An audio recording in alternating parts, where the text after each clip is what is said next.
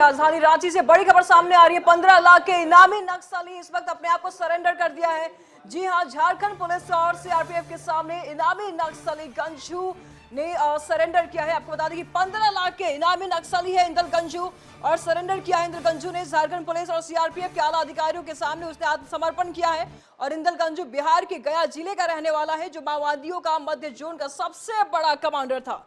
झारखंड सरकार के आत्मसमर्पण पुनर्वास नीति ऑपरेशन नई दिशा के तहत इंदल ने सरेंडर किया है। तो बड़ी खबर सामने आ रही है। झारखंड की राजधानी रांची से 15 लाख के इनामी नक्सली इंदल गंजू ने आत्मसमर्पण किया है।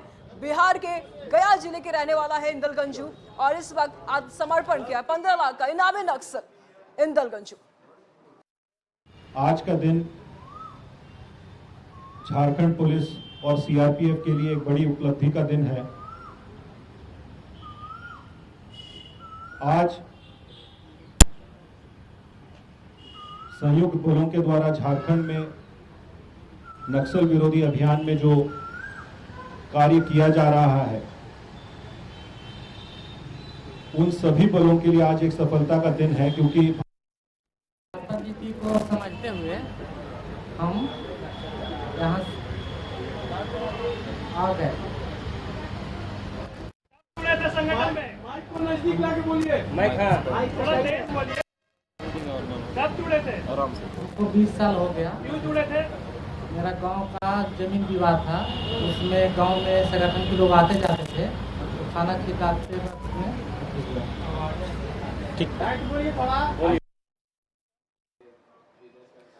तो इस पर तमाम जानकारी के लिए झारखंड न्यूज कोऑर्डिनेटर मनोज जी इस वक्त हमारे साथ बने हुए हैं। मनोज जी, 15 लाख के इनामी नक्सली इंदल गंजू ने अपने आप को आत्मसमर्पित कर दिया है। किस नीति के तहत इसने आत्मसमर्पण किया है, मनोज जी? देखिए ऋषु, मैं बता दूं आपको कि झारखंड सरकार में जो उग्रवादी है उनको समाज की मुख्यधारा से जोड़ने के लिए एक साथ 4 मोर्चे पे काम कर रही है। उसमें एक मोर्चा जो है वो आत्मसमर्पण की नीति है, जो ऑपरेशन नई दिशा के नाम से जाना जाता है। और इसमें तमाम जो नक्सली आत्मसमर्पण करते हैं उनको मुफ्त कानूनी सहायता, उनके परिवार के पुनर्वास को की व्यवस्था, उनके पुनर्वास की व्यवस्था के साथ साथ उन पे जो घोषित इनाम की राशि होती है वो भी उन्हें दी जाती है। तो आज जो इंदल गंजू, जो कि मध्य जोन का रीजनल कमांडर रहा है, और मध्य जोन की अगर हम बात करेंगे तो कोयल संख जोन के नाम से भी जाना जाता है। इसमें चतरा के अलावे अगर हम बात करेंगे तो हजारीबाग, गया, औरंगाबाद, पलामू, ये सारे इलाके जो है आते हैं। और एक बड़ा इलाका आता है, काफ़ी जो कहा जाए ये एक आतंक का पर्याय था उस इलाके का। और इसको इस तरीके से समझा जा सकता है कि हजारीबाग, चतरा, गया, औरंगाबाद, पलामू और लातेहार में इसके खिलाफ लगभग 150 मामले दर्ज हैं। तो ये एक आतंक का पर्याय था और आज इसने आत्मसमर्पण किया है राज्य पुलिस और सीआरपीएफ के वरीय अधिकारियों के सामने में, और समाज की मुख्य धारा में शामिल हुआ है। इसको 15 लाख रुपए सरकार के तरफ से मिलेंगे, जिससे यह पुनर्वास की जो आगे की जो योजना के तहत तमाम जो चीज़ें हैं वो मिलेंगी। इसको जो इसके खिलाफ जो मामले दर्ज है उसके लड़ने के लिए इसको सरकार की तरफ से वकील भी उपलब्ध कराया जाएगा। तो ये इस योजना के तहत हुआ है। जहाँ तक इसके आत्मसमर्पण से राज्य सरकार को, राज्य की पुलिस को कितनी बड़ी सफलता के रूप में इसे देख रही है, तो मैं बता दूं आपको कि यह एक बड़ा रीजनल कमांडर था। और हाल के दिनों की अगर हम बात करेंगे तो पिछले 3-4 महीने में, खास करके इस वर्ष अगर हम बात करेंगे तो इस जोन में ये नक्सली काफ़ी सक्रिय था। और इस सक्रियता इसकी इतनी थी कि हाल के दिनों में पुलिस के साथ कई मुठभेड़ हुए।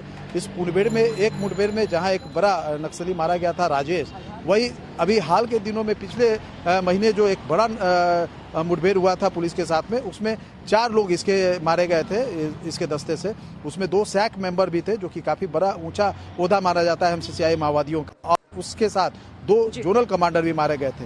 उस जो हाल के दिनों में जो 5 बड़े नक्सली मारे गए और कई गिरफ्तार हुए, उससे यह घबरा गया था। उसको हाल के दिनों में पुलिस की जो दबिश लगातार इस इलाके में बढ़ रही थी, तो एक तो ये पुलिस की दबिश का प्रभाव था। दूसरा जो था, पुलिस ने इस मौके का फायदा उठाया, इसके परिजनों से संपर्क किया था और कहा था कि समाज की मुख्य धारा में शामिल हो जाए, नहीं तो मुठभेड़ के दौरान ये भी मार गिराया जाएगा। तो ऐसी स्थिति में इसके पास, पुलिस के पास आने के अलावा और कोई चारा नहीं बचता था। और इसने इस आत्मसमर्पण की नीति का फायदा उठाया और यहाँ पे आप पुलिस के साथ संपर्क किया और आज आत्मसमर्पण कर एक नई जिंदगी की शुरुआत करने की कोशिश की है।